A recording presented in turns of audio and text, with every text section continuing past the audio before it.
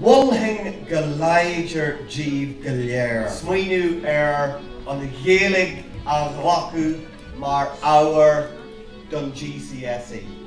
Agrian Gael Linn, Ya Coláistí gCúige Uladh, Maharorty, Ata an ode le daithid blian, agus bhfuil na háisinaí is nua aimsire sa gCúige, agus bhfuil trá álín sríomhíle lacadaris, agus Coláistí one an inver in Nyananmid na rudí go léir a dhéanann tús na Coláistí eile fad, agus sportisce agus imeachtaí a muí faoin fásta.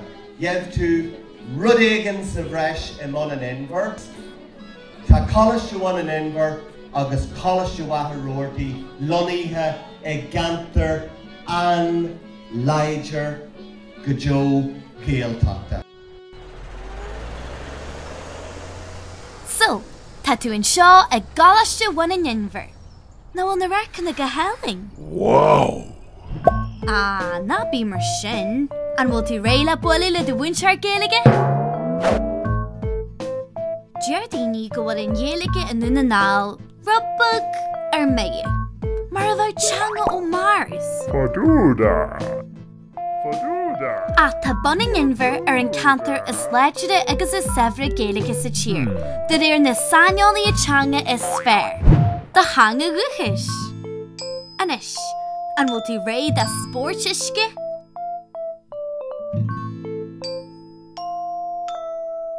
Le scoin na naisina dis.